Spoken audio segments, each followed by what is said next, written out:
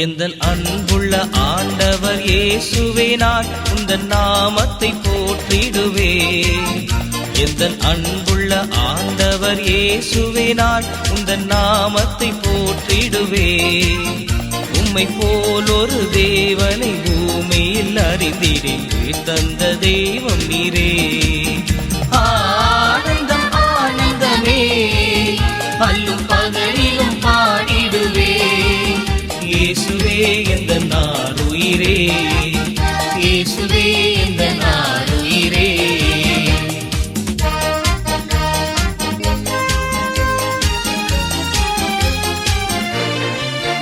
பெற்ற தாயும் என் தந்தையும் ஆனவரே, மற்றும் எல்லாம் எனக்கு நீரே. பெற்ற தாயும் என் தந்தையும் ஆனவரே, மற்றும் எல்லாம் எனக்கு நீரே. வானம் பூமியும் யாவுமே மாறினும் நீரோ வாக்கு மாறாதவரே. ஆனந்தம் ஆனந்தமே, அல்லும் பகலிலும் பாடிடுவே. இயேசுவே எந்தன் ஆருயிரே, இயேசுவே எந்தன் ஆருயிரே.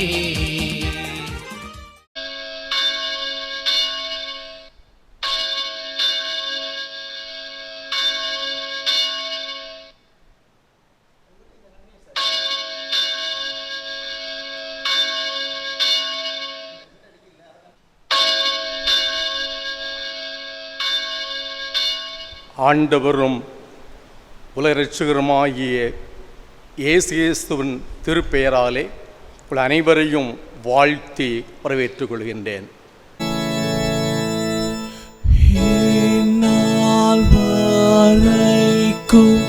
தேவனே என்னை காத்து வந்தீரே, உமக்கு துதி ஸ்தோத்திரம் செய்கின்றதே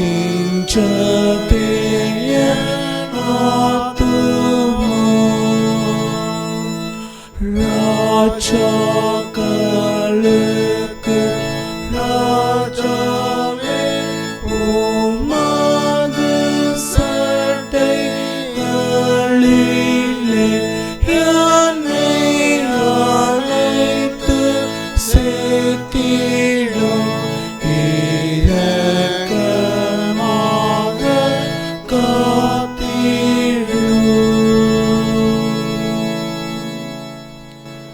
பூமியின் குடிகளே, எல்லாரும் கர்த்தரை கம்பீரமாய் பாடுங்கள்.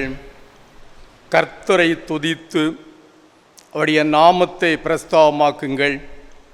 அவர் வாசல்கள் துதியோடும் அவர் பிரகாரங்கள் புகழ்ச்சியோடும் பிரவேசித்து அவரை துதித்து அவருடைய நாமத்தை ஸ்தோத்திரியுங்கள். ஜெபம் செய்வோம். எங்கள் தந்தையாம் கடவுளே, தந்திருக்கும் ஓய்வு நாளுக்காகவும் ஓய்வு நாள் ஆராதனைக்காகவும் உமக்கு நன்றி செலுத்துகிறோம். நாங்கள் எல்லாருமே தரிசித்த மக்களாக கடந்து செல்ல அருள் தாரும். உம்முடைய தூய பிரசன்னம் எங்களை ஆள்கொள்ளட்டும். ஆண்டவரே, எங்களோடு பேசுகிற ஒரு நேரமாகவும் நாங்கள் உம்முடைய சத்தத்தை கேட்டு வாழ்வை புதுப்பித்து கொள்ள அருள் தர வேண்டுமாய் வேண்டுகிறோம் ஐயா. தெய்வமே, இந்த அருமையான பரிசுத்த ஆராதனுடைய தொடக்கம் முதல் கடைசி மட்டும் தெய்வீக பிரசனத்திற்காய், தெய்வீக கிருபைகளுக்காய், தெய்வீக அருளுக்காக எங்கள் வேண்டியிருக்கின்றோம். எங்கள் பாடுகின்ற பாடல்களுக்காக, வாசிக்கின்ற திருமறை பகுதிக்காக, சிந்திக்கின்ற உம்முடைய அருள் வார்த்தைகளுக்காக ஜெபிக்கிறோம். எல்லாவற்றையும் எங்கள் ஆண்டவர் எல்லாருக்கும் அனுக்கிரகித்து தர வேண்டுமாய் வேண்டுகிறோம் ஐயா. தெய்வமே, உம்முடைய நிறைவான கிருபைகளுக்காய், நிறைய நடத்துதலுக்கு நாங்கள் மறுபடியுமாக வேண்டி தாழ்ந்து பணிந்து ஜெபிக்கிறோம். ஜெபத்தை ஏற்றுக்கொள்ளும் நல்ல பிதாவே, ஆமேன்.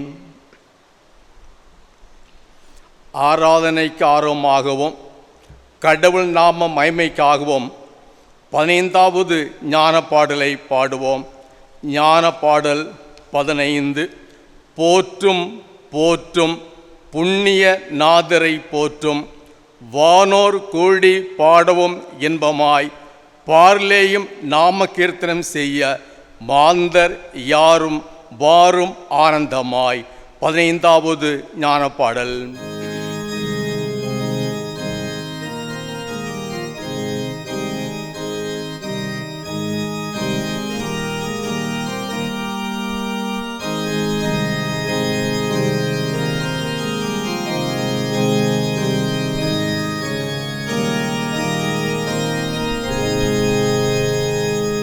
போற்றும் போற்றும் புண்ணியநாதரை போற்றும், வானோர் கூடி பாடவும் இன்பமாய், பாரிலேயும் நாம சங்கீர்த்தனம் செய்ய, மாந்தர் யாரும் வரும் ஆனந்தமாய். நேசமேற்பர் கரத்தில் ஏந்துமாறு, இயேசுநாதர் நம்மை தாங்குவார். போற்றும் போற்றும் தேவகுமாரனை போற்றும், பாதுகாத்து நித்தமும் போஷிப்பார். போற்றும் போற்றும் புண்ணியநாதரை போற்றும், பாவம் போக்க பாரினில் சர்மித்தார். பாடுபட்டு பிராணத்தியாகவுமாகி, வானலோக வாசலை திறந்தார். மாகத்தாவே ஸ்தோத்திரம் என்றும் என்றும், வாழ்க வாழ்க ஜகத்து ரட்சகா. அருள்நாதா மசனுகாபரம் ஜோதி, வல்ல தேவா கருணை நாயகா. போற்றும் போற்றும் புண்ணியநாதரை போற்றும், விண்ணும் மண்ணும் இசைந்து பாடவும். போற்றும் போற்றும் மீட்பர் மகத்துவமாக ஆட்சி செய்வார் நித்திய காலமும். ஏகராஜா மாட்சிமையோடு வந்து, இயேசு சாமி பூமியில் நாளுமே. லோகம் எங்கும் நிதியில் சங்கோலை ஓச்சி, ஜோதியாக பாலனம் பண்ணுமே.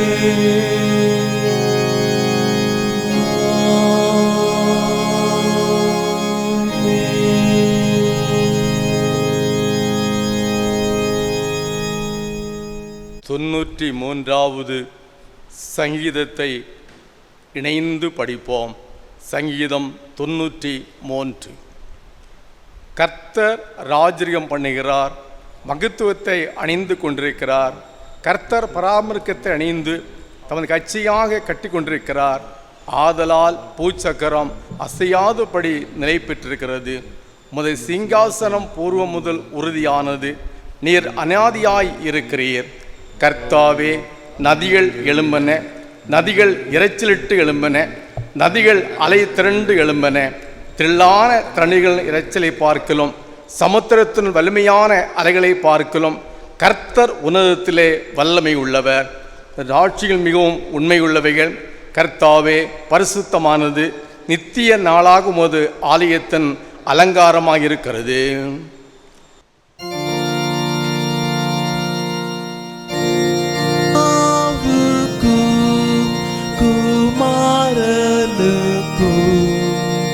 பரிசுத்த ஆவிக்கும் மகிமை உண்டாவதாக. ஆதியிலும்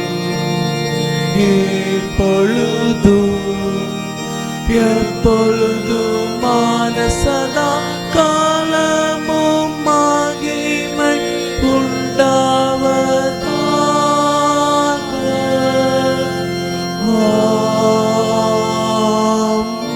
ஆமென். கிறிஸ்து கற்றுக் கொடுத்த ஜெபத்தை இணைந்து ஏறெடுப்போம். ஜெபம் செய்வோம். பரமண்டலில் இருக்கிற எங்கள் பிதாவே, உம்முடைய நாமம் பரிசுத்தப்படுவதாக, உம்முடைய ராஜ்யம் வருவதாக, உம்முடைய சித்தம் பரமண்டலத்திலே செய்யப்படுகிறது போல பூமியிலேயும் செய்யப்படுவதாக. எங்களுக்கு வேண்டிய ஆகாரத்தை இன்று எங்களுக்கு தாரும். எங்கள் கடன்களுக்கு நாங்கள் மன்னிக்கிறது போல எங்கள் கடன்களுக்கு மன்னியும். எங்களை சோதனைக்கு உட்பட பண்ணாமல் தீமைகளை ரட்சித்துக் கொள்ளும். ராஜ்யமும் வல்லமையும் மகிமையும் என்னென்னைக்கும் உடையவைகளே. ஆமேன்.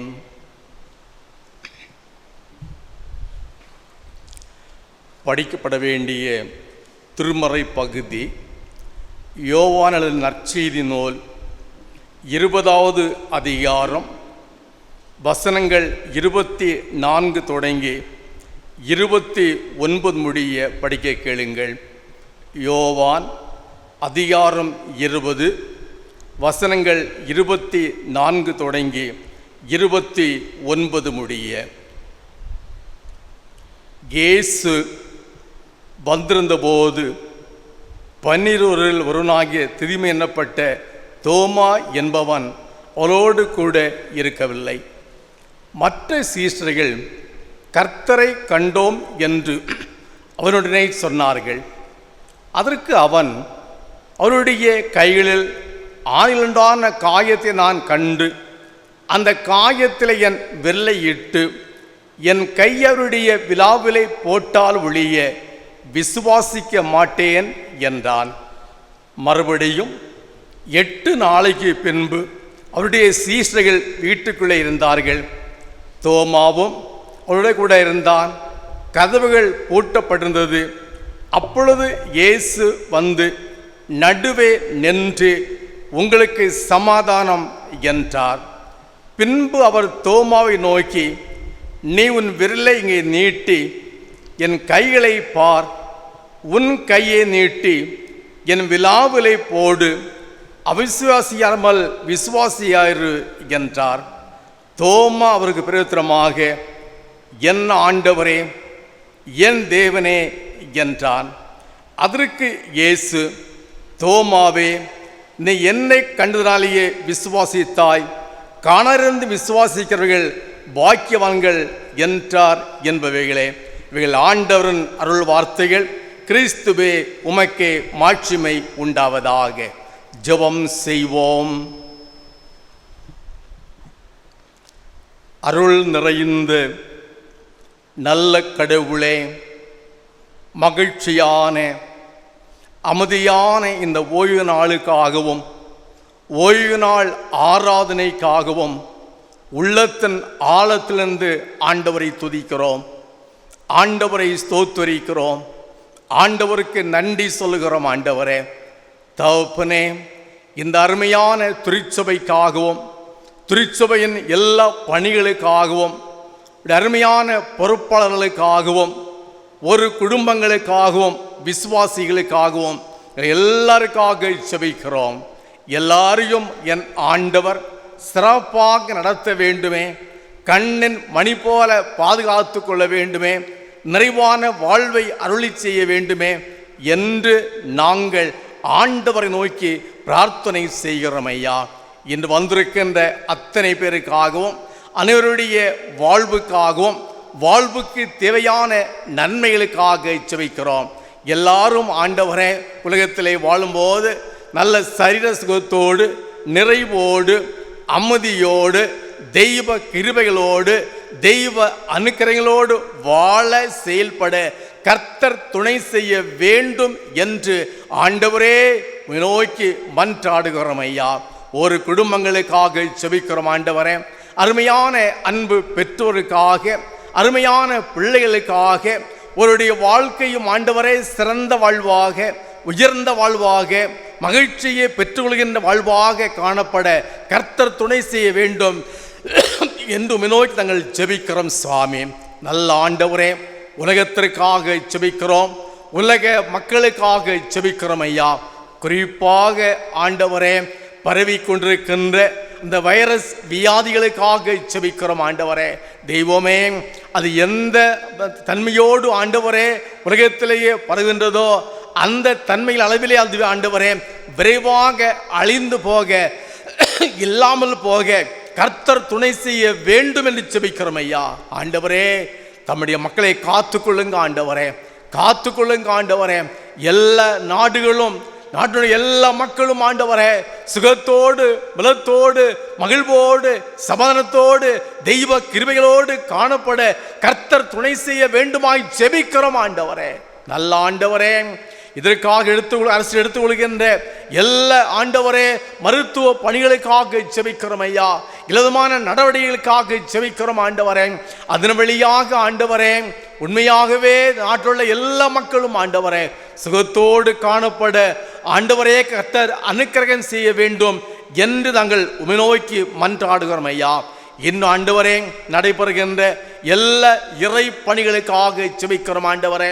இந்த பணிக்காக ஆண்டவரை கொடுத்து உதவுகின்ற, இந்த பணியை செய்து கொண்டிருக்கின்ற அத்தனை தம்முடைய மக்களுக்காக ஜெபிக்கிறோம். எல்லாரையும் ஆண்டவர் அனுக்கிரகித்துக் கொள்ள வேண்டும், ஆசீர்வதிக்க வேண்டும், நிறைவுபடுத்த வேண்டும் என்று வேண்டுகிறோம். அன்னையுடைய நாட்டிற்காக, இந்திய நாட்டிற்காக, நாட்டை ஆளுகின்ற ஆளுநர்களுக்காக, ஒவ்வொரு தலைவர்களுக்காக ஜெபிக்கிறோம் ஆண்டவரே. எல்லாரோடும் உம்முடைய கிருபை காண வேண்டுமாய் வேண்டுகிறோம். எங்களுடைய பேராயத்திற்காக, பேராயருக்காக, பேராய தலைவர்களுக்காக, பேராய பணிகளுக்காக, பேராய நிறுவனங்களுக்காக, மருத்துவமனைகளுக்காக ஜெபிக்கிறோம் ஆண்டவரே. இந்த ஆண்டவரே நிறுவனங்கள் எல்லாம் ஆண்டவரே முழுமையோடு காண வேண்டும், நிறைவோடு காண வேண்டும் என்று சொல்லி வினோய்க்கு எங்கள் பிரார்த்தனை செய்கிறோம் ஐயா. நன்றி ஆண்டவரே, தம்மை நன்றியோடு துதிக்கிறோம், நன்றியோடு ஸ்தோத்திரிக்கிறோம், தம்மை நன்றியோடு மாட்சிமைப்படுத்துகிறோம் ராஜா. கேட்க இருக்கின்ற உம்முடைய வார்த்தைகளுக்காக ஜெபிக்கிறோம் ஆண்டவரே. கர்த்தர் பேசும்படியாக உம்முடைய வார்த்தை வெளிப்பட வேண்டுமாய் ஜெபிக்கிறோம் ஆண்டவரே. மனித வார்த்தை அல்ல, தெய்வத்தினுடைய வார்த்தை முழுமையாக வெளிப்பட வேண்டும் என்று சொல்லி ஜெபிக்கிறோம் ஐயா. கேட்கிற எங்களோடு உம்முடைய கிருபை ஆண்டவரே தொடர்ந்து காணப்பட வேண்டும் என்று இயேசு கிறிஸ்து வழியாக ஜெபிக்கிறோம்.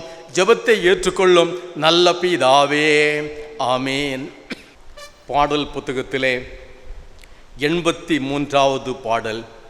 எனக்காய் ஜீவன் விட்டவரே, என்னோடு இருக்க எழுந்தவரே, என்னை என்று வழி நடத்துவாரே, என்னை சந்திக்க வந்துடுவாரே. 83வது பாடல்.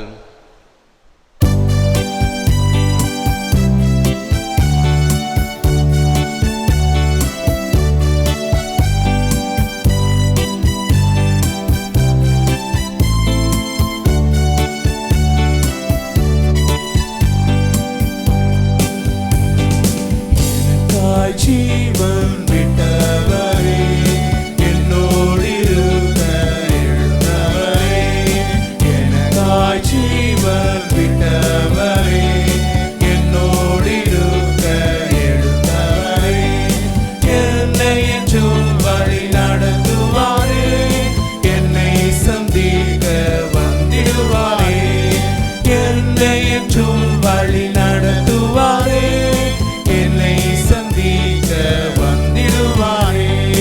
இயேசு போதுமே, இயேசு போதுமே, எந்த நாளிலுமே, என் நிலையிலுமே, எந்த வாழ்விலே இயேசு போதுமே.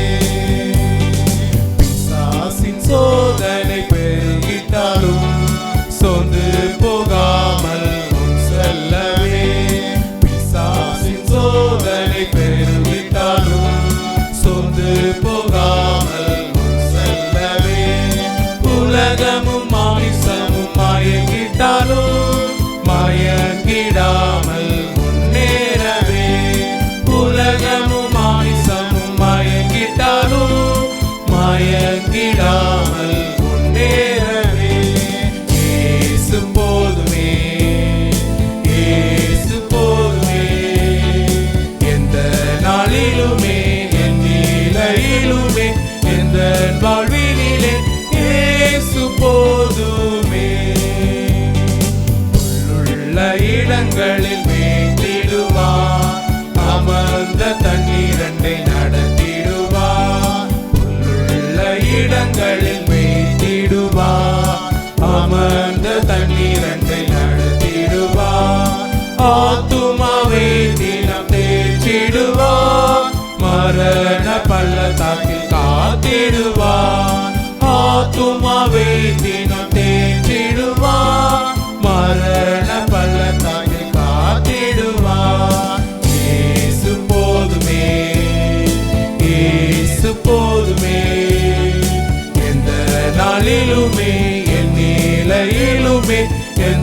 வாழ்வினிலே இயேசு போதுமே. மனிதன் என்னை கைவிட்டாலும், மாமிசம் அழுகி நாரிட்டாலும், மனிதன் என்னை கைவிட்டாலும், மாமிசம் அழுகி நாரிட்டாலும், ஐஸ்வர்யம் யாவும் அழிந்திட்டாலும், ஆகாதவர் என்று தள்ளிவிட்டாலும், ஐஸ்வர்யம் யாவும் அழிந்திட்டாலும், ஆகாதவர் என்று தள்ளிவிட்டாலும், இயேசு போதுமே, இயேசு போதுமே. எந்த நாளிலுமே, என் நிலையிலுமே, எந்த வாழ்வினிலே இயேசு போதுமே.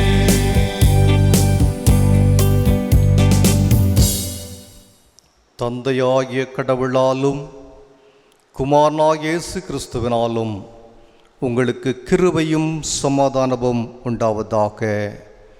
இந்த நாளினுடைய தியானத்திற்கு ஆதாரமாக தெரிந்து கொண்ட திருமறை பகுதி, பாடமாக படிக்க கேட்ட தூய யோவான் நற்செய்தி நூல் 20ஆம் அதிகாரம் 25வது வசனம்.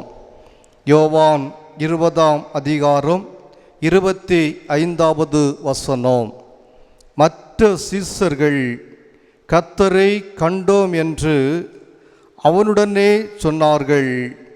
அதற்கு அவன், அவருடைய கைகளில் ஆணிகளால் உண்டான காயத்தை நான் கண்டு, அந்த காயத்திலே என் விரலை விட்டு என் கையை அவருடைய விலாவிலே போட்டாலொழிய விசுவாசிக்க மாட்டேன் என்றான். உயிர்ப்பின் உண்மைக்கான தேடலில் தெளிவு கண்ட தோமா. உயிர்ப்பின் உண்மைக்கான தேடலில் தெளிவு கண்ட தோமா இருந்த வண்ணமாய் தலை வணங்கி ஆண்டவரை நோக்கி மன்றாடுவோம். அருள் நிறைந்த கடவுளே, உம்முடைய உயிர்ப்பின் நற்செய்தியை கேட்டோம். இன்னும் நம்பிக்கையற்றவர்களாக வாழ்ந்து கொண்டிருக்கிற நாங்கள் தூய தோமாவை போன்று உயிர்த்த ஆண்டவரை நாங்கள் எங்கள் ஆன்மீக கண்களினால் காணுவோம். அந்த தேடலில் முழுமையடைந்து விசுவாச வாழ்வில் உறுதிப்படவோம். இந்த நாள் அருள் செய்தி எங்கள் அனைவருக்கும் உந்துதலாய் அமைய அருள் தர ஆண்டவர் இயேசு கிறிஸ்துவனுடாய் வேண்டி நிற்கிறோம் கடவுளே, ஆமேன்.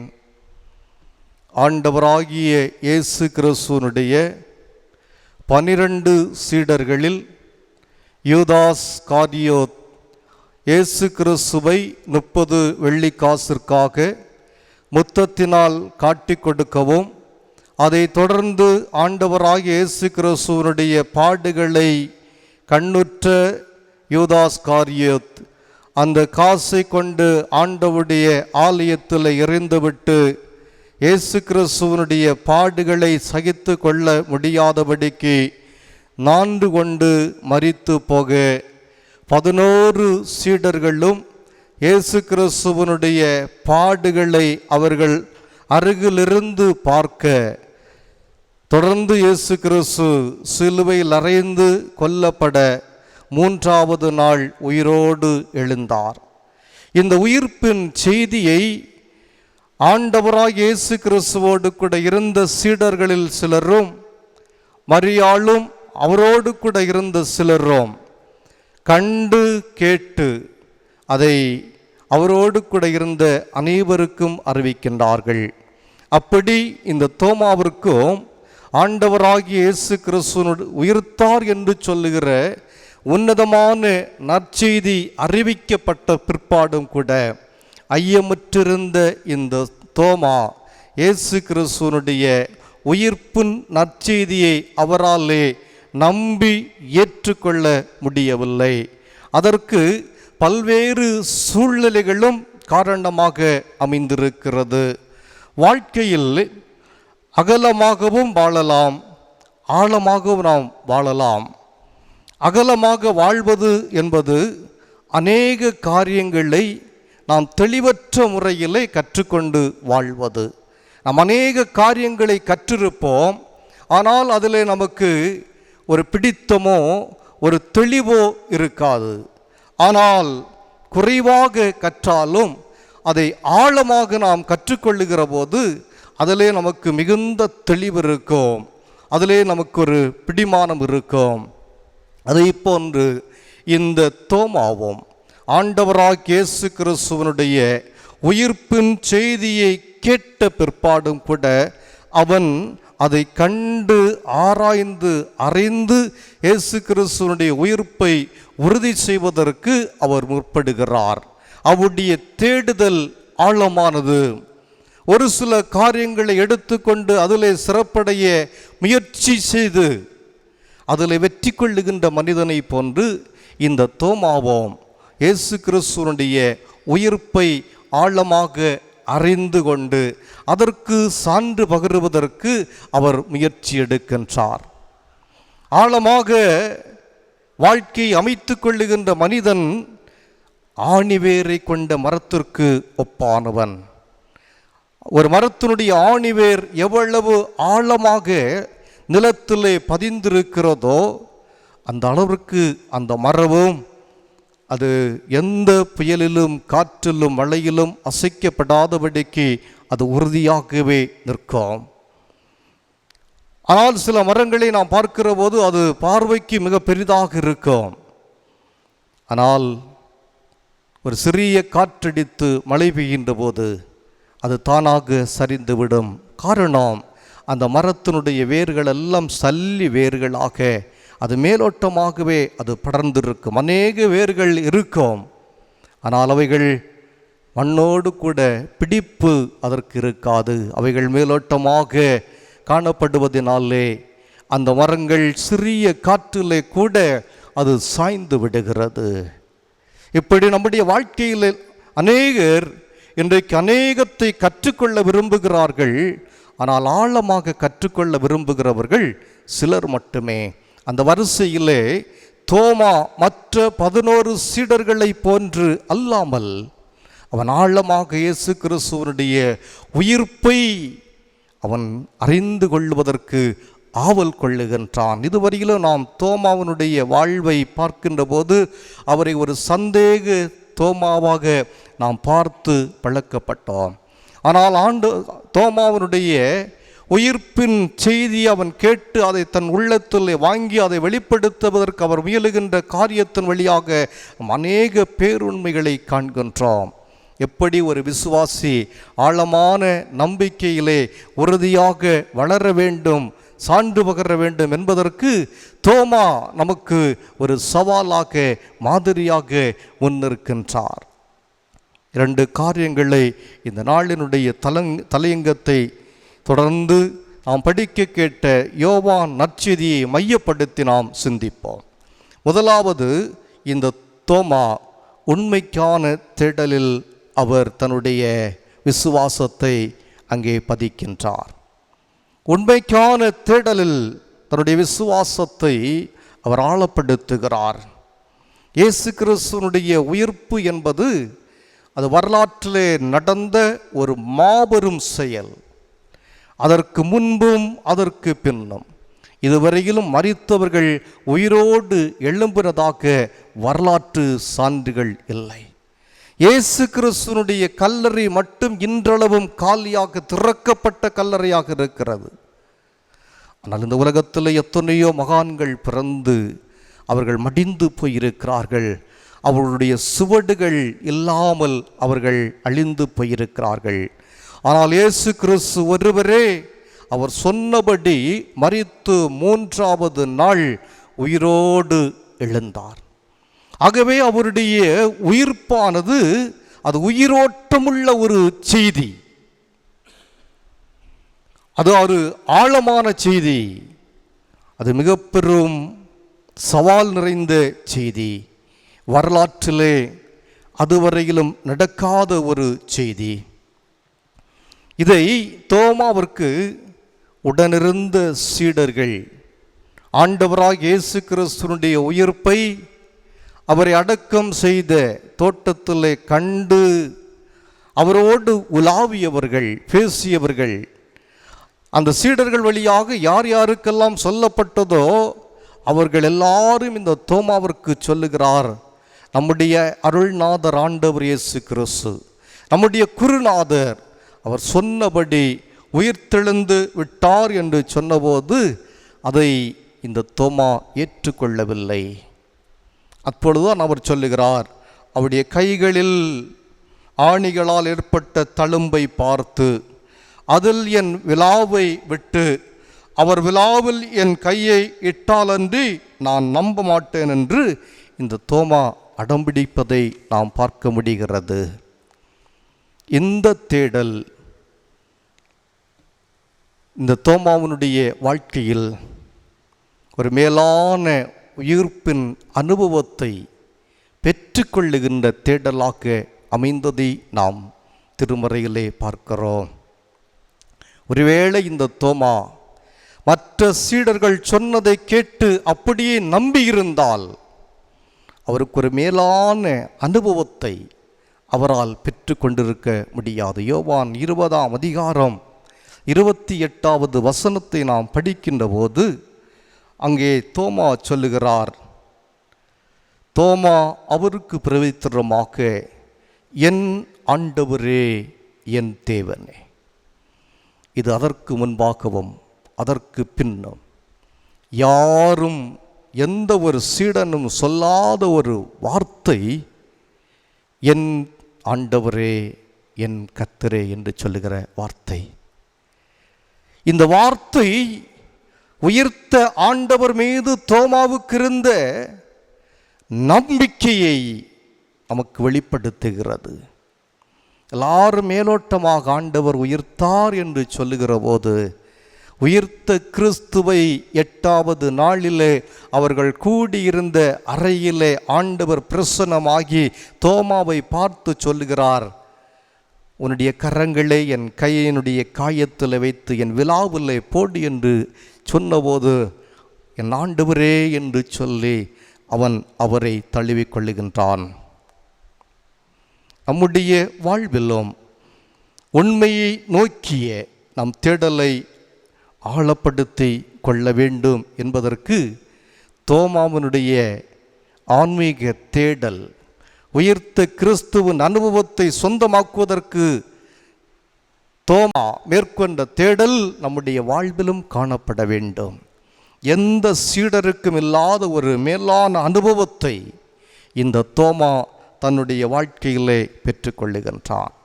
ஒரு முறை ஒரு சீடன் ஒருவன் ஒரு ஞானியை பார்த்து, நானும் ஞானம் பெற விரும்புகிறேன் என்று சொல்லி அவருடைய ஆசிரமத்தில் சென்று கேட்கின்ற போது, அந்த குரு, சரி, நான் உன்னிடத்தில் சில கேள்விகளை கேட்கிறேன், அதற்கு நீ பதில் சொன்னால் நீ ஞானம் பெறுவதற்கு தகுதி உடையவனா என்று நான் அறிந்து கொண்டு என்னுடைய ஆசிரமத்தில் உன்னை நான் சேர்த்து கொள்கிறேன் என்று சொன்னார். முதலாவது அந்த ஞானி அந்த வாலிபனை பார்த்து கேட்ட கேள்வி, நீ யார் என்பது. நீ யார் என்கிற கேள்வியை கேட்டபோது அவன் சொன்னான், என்னுடைய பேர் பார்த்தா சாரதி என்று சொல்லி. இந்த குரு சொன்னார்கள், நான் உன்னுடைய பெயரை கேட்கவில்லை, அது உனக்கு உன்னுடைய பெற்றோராலே கொடுக்கப்பட்டது.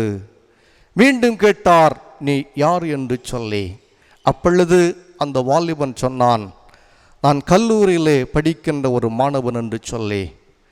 அதற்கு அந்த குரு, நீ எங்கு படித்து கொண்டிருக்கிறாய் என்று சொல்லி நான் உன்னிடத்தில் கேட்கவில்லை, நீ யார் என்பதனை எனக்கு சொல் என்று கேட்டபோது அவன் சொன்னான், நான் ஒரு ஆண்மகன் என்று சொல்லி. ஞானி மீண்டும் சொல்லுகிறார், உன்னுடைய பாலினத்தை நான் கேட்கவில்லை, நீ யார் என்று மீண்டும் கேட்டபோது அவன் சொல்லுகிறான், என்னாலே என்னையே புரிந்து கொள்ள முடியவில்லை, என்னாலே என்னை புரிந்து கொள்ள முடியவில்லை, நான் யார் என்பதனை கண்டுகொள்ள முடியவில்லை என்று சொன்னான்.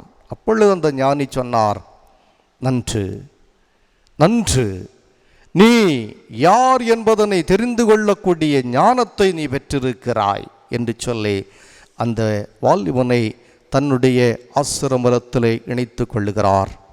அருமையான திருச்சபையே, சமூகம் இதுவரை சொல்லி கொடுத்த பதில்களையே மீண்டும் மீண்டும் சொல்லி கொண்டிருப்பவர்கள் வாழ்வின் முழுமையை நோக்கிய பயணத்திலே வெற்றி கொள்ள போவதில்லை. மாறாக சுய தேடலில் ஈடுபடுவோர் மட்டுமே வாழ்வை முழுமையாக்க முடியும் என்பதனை இந்த பகுதிகள் நமக்கு சுட்டி காட்டுகிறது. நாம் பரம்பரையாக சொல்லி கொடுத்தவற்றை நாமும் அதை கேட்டு அப்படியே நாம் பின்பற்றி வாழ்ந்து கொண்டிருக்கிறோம். அதுவல்ல வாழ்க்கை. வாழ்க்கை என்பது சவால்கள் நிறைந்தது. அந்த சவால்களிலே நம்முடைய தேடலை நாம் ஆழப்படுத்தி ஒரு புதிய சமூகத்திற்கு நாம் கொடுக்கின்ற சவால்கள் நிறைந்த வாழ்வு என்பது மிக முக்கியமான ஒன்று. அதைத்தான் தோமா நமக்கு முன்பாக வைக்கின்றார். நம்முடைய வாழ்க்கை சவால்கள் நிறைந்தது.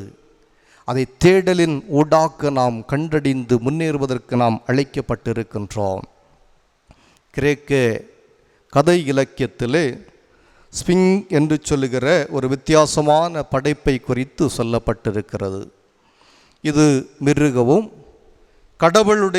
கடவுளும் கலந்த ஒரு படைப்பு. இந்த மிருகம் சந்திக்கின்ற நபரிடத்திலே ஒரு புதிரை விடுவிக்கும். இந்த புதிருக்கு பதில் சொல்லுகின்ற நபருக்கு திரளான பரிசுகளை கொடுத்து விட்டு சென்றுவிடும். ஆனால் இதற்கு பதில் சொல்லாத மனிதர்களை அது கொன்றுவிடும். யாரெல்லாம் புதிரை விடுவிக்க முடியவில்லையோ அவர்கள் அனைவரும் இம்மிருகம் விழுங்கி விடுகின்றது. நாம் வாழும் இந்த உலகத்திலே ஸ்விங்ஸ் போன்று நமக்கு முன்னால் பல புதிர்கள் வைக்கப்பட்டிருக்கின்றது. இப்புதிர்களை நம்முடைய வாழ்விலே நாம் பிரச்சனைகள் என்கிறோம்.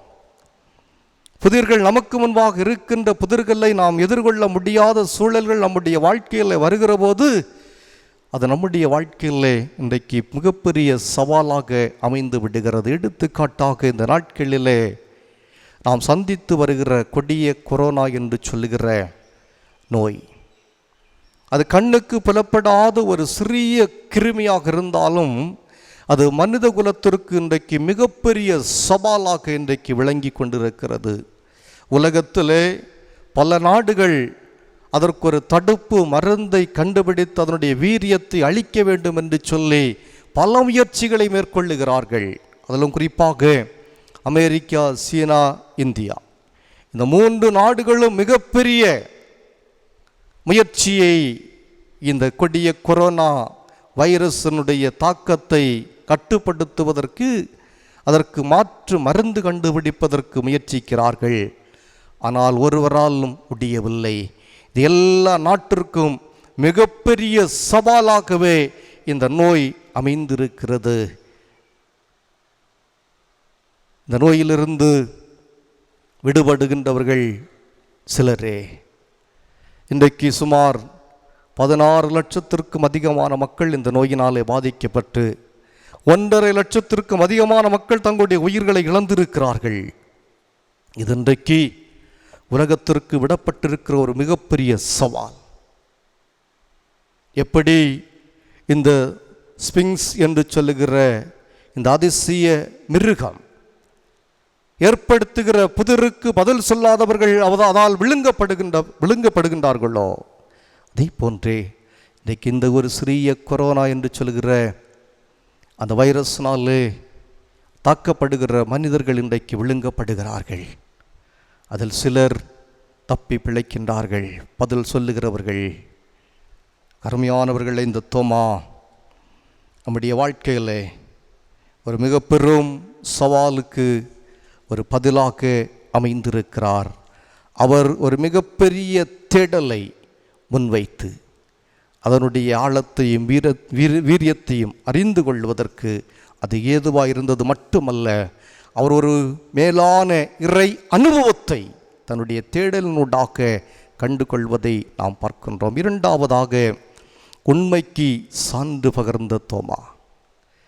முதலாவது அவருடைய வாழ்வினுடைய உயிர்த்த கிறிஸ்துவனுடைய அனுபவத்தை அவர் கேட்கிற போது அவ்விடத்தில் காணப்பட்ட தன்மைக்கும் உயிர்த்த கிறிஸ்துவனுடைய அனுபவத்தை சொந்தமாக்கின பிற்பாடு அவருடைய வாழ்விலே காணப்பட்ட அனுபவத்திற்கும் இடையிலே ஒரு பெரிய மாற்றம்.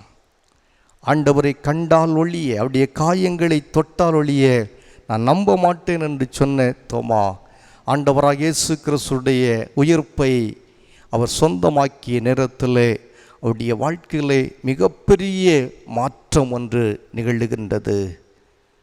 கிறிஸ்து உயிர்த்தார் என்ப உண்மை அறிந்த அனுபவத்தின் புனித தோமா அமைதியாக இருக்கவில்லை. அந்த உண்மையை அனைவருக்கும் அறிவிக்க வேண்டும் என்று சொல்லுகிற ஆவல் அவருடைய உள்ளத்திலே தீயாக பற்றி எரிகிறதுகள். நாம் தோமாவை சந்தேக தோமா என்று சொல்லி நாம் அழைக்கின்றோம். அதற்கு காரணம் தோமா அல்ல, உயிர்த்த இயேசு கிறிஸ்துவனுடைய செய்தியை தோமாவிடத்திலே சொன்ன சீடர்கள் தான் அதற்கு காரணம். ஆண்டவர் இயேசு கிறிஸ்துவனுடைய உயிர்ப்பு ஒரு வரலாற்று நிகழ்வு. அதுவரையிலும் நடந்திராத ஒரு பெரும் செயல் இயேசு கிறிஸ்துவனுடைய உயிர்ப்பு.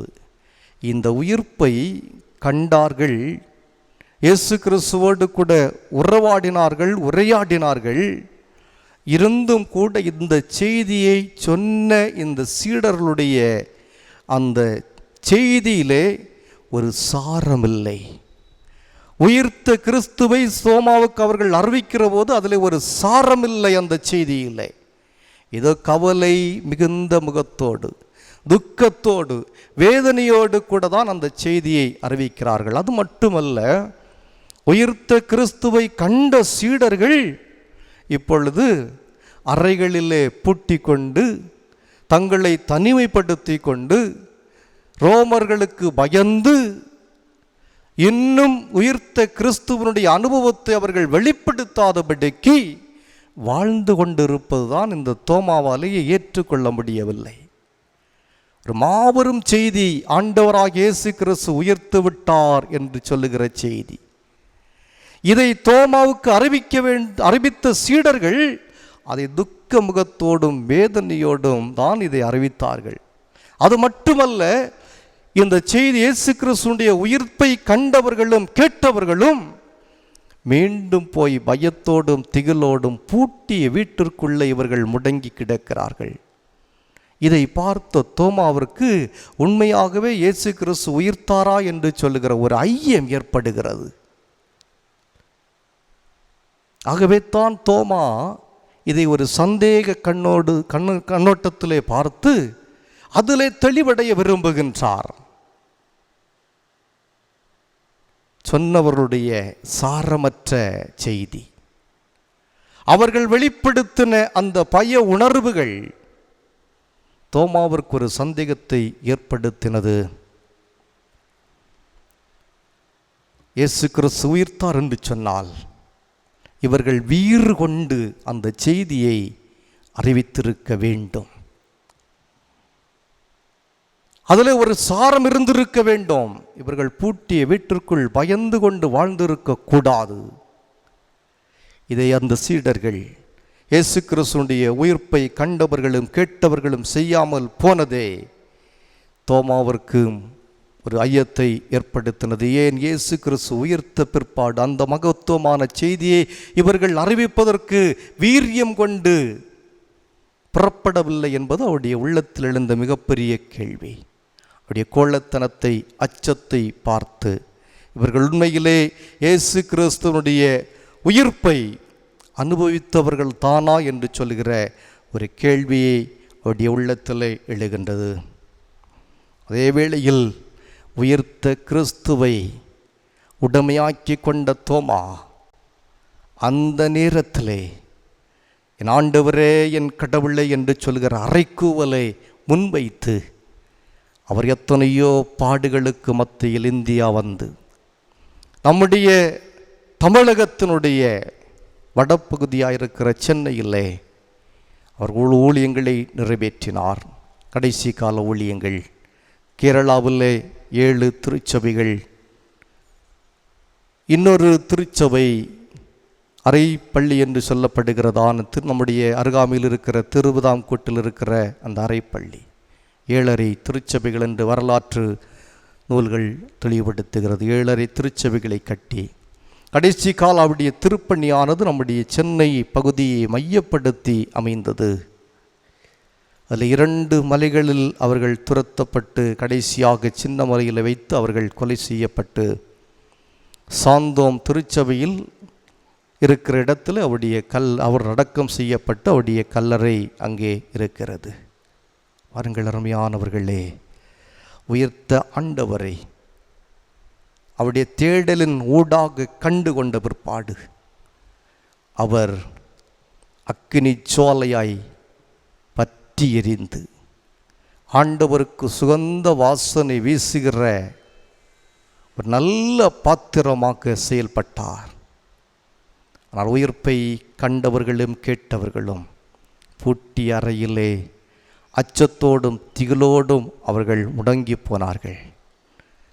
அதுதான் தோமாவிற்கு மற்ற 10 சீடர்களுக்கும் இடையில் இருக்கிற வித்தியாசம். நேரடியாக உயிர்ப்பின் அனுபவத்தை பெற்று கொண்டவர்கள் ஆண்டவருடைய செய்தியை சொல்லவில்லை. ஆனால் ஆழமான தேடலின் ஊடாக கிறிஸ்துவின் உயிர்ப்பை உறுதி செய்த தோமா, என் ஆண்டவரே என் கடவுளை என்று சொல்லி உலகத்தின் கடைசி பரியந்தம் அவருக்கு சாட்சியாய் நின்று ஆண்டவருக்காக வாழ்ந்து மடிந்தார்கள். நாமும் அந்த உயிர்த்த கிறிஸ்துவின் உன்னத அனுபவத்தை நம்முடைய வாழ்வில் உடமையாக்கி அவருக்காக சான்று பகர்வதற்காக அந்த உயிர்ப்பில் இருக்கிற அந்த உயிரோட்டத்தை நாம் தேடி கண்டுபிடிப்பதற்கு இந்த நாளின் இறைச்செய்தி நமக்கு துணை செய்யட்டும். ஆண்டவர் தாமை தொடர்ந்து நம்மை ஆற்றல் படுத்தி அவருக்காக இந்த தோமாவை போன்று பயன்படுத்தி நாம் மனம் பரப்ப இறைவன் நம்மை ஆசீர்வதித்து வழிநடத்தி காப்பாராக. ஆமென். நாம் யாவரும் எழுமி நின்று நம்முடைய பற்றுறுதியை அறிக்கை செய்வோம். வானத்தையும் பூமியையும் படைத்த சர்வல்லமையுள்ள பிதாவாகிய தேவனை விசுவாசிக்கிறேன். அவருடைய ஒரே குமாரனாகிய நம்முடைய நாதர் இயேசு கிறிஸ்துவை விசுவாசிக்கிறேன். பரிசுத்த ஆவியினாலே கன்னிமலையிடத்தில் உற்பவித்து பிறந்தார்.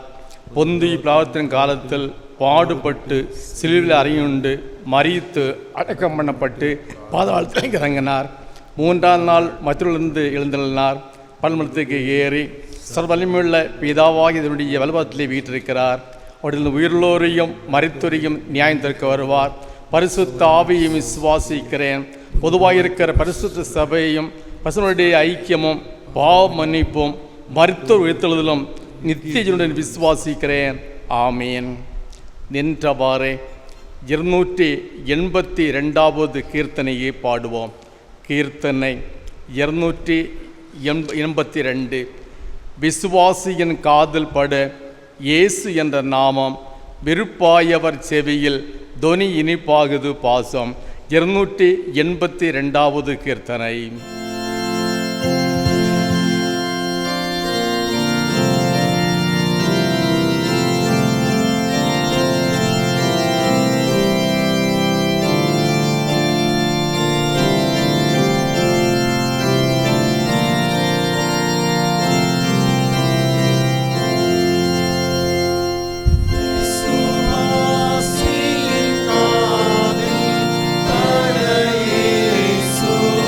Then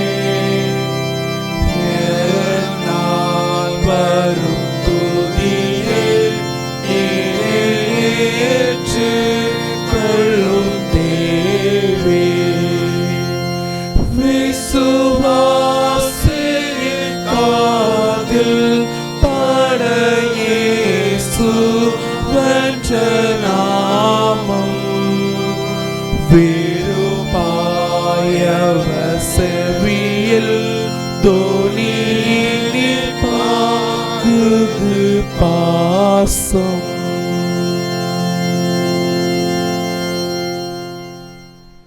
நின்றவாறே ஜெபம் செய்வோம். எங்களை நேசிக்கின்ற அன்பு நிறைந்த நல்ல ஆண்டவரே, நாங்கள் திரும்பவுமாக ஆண்டவரை துதிக்கிறோம், ஸ்தோத்தரிக்கிறோம். தெய்வமே, இந்த அருமையான இந்த தொழுகையிலே கலந்து கொண்ட எல்லாருக்காக ஜெபிக்கிறோம். எல்லாரையும் ஆண்டவர் அபரிவிதமாக ஆசீர்வதித்து நிறைவுபடுத்தி அனுப்பும்படியாக வேண்டி நிற்கின்றோம். கேட்ட இறை வார்த்தைகள் ஆண்டவரே, அது எங்களுடைய உள்ளத்தில் அது ஊடுருவி பாயும் தங்களை சிந்தித்து ஆண்டவரே செயல்படக்கூடிய நல்ல வாழ்வை தந்து உதவ வேண்டும் என்று வேண்டுகிறோம் ஐயா. நல்ல கடவுளே, இந்த வாரத்திற்காக உடைய கடமைகளுக்காக பணிகளுக்காக நாங்கள் உம்மாலேயே காக்கப்படத்தக்கதாக உம்முடைய அருளை பொழிய வேண்டும் என்று என் ஆண்டவரை நோக்கி ஜெபிக்கிறோம். அனுக்கிரகித்து கொள்ளும், ஆசீர்வதியும். துதியெல்லாம் உமக்கே, புகழ்ச்சியெல்லாம் உமக்கே. இயேசு கிறிஸ்து வழியாக ஜெபிக்கிறோம். ஜெபத்தை ஏற்றுக்கொள்ளும் நல்ல பிதாவே.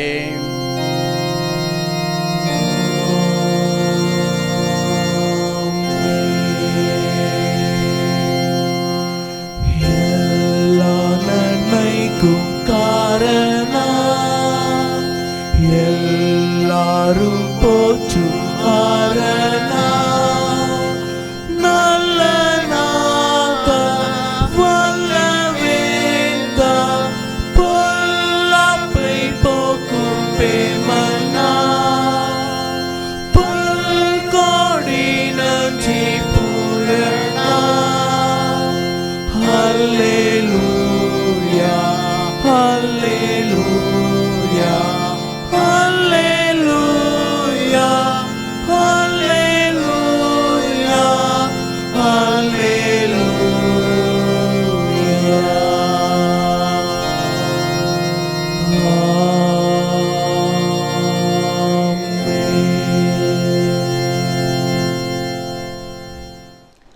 ஆசீர்வாதம்.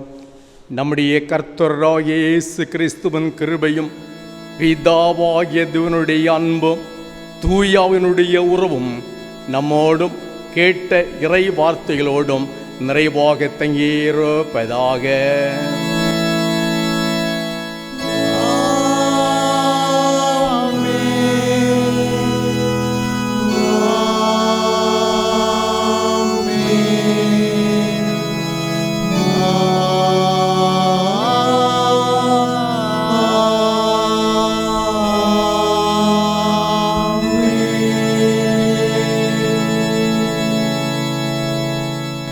சமாதானத்தோடு சென்று வாருங்கள்.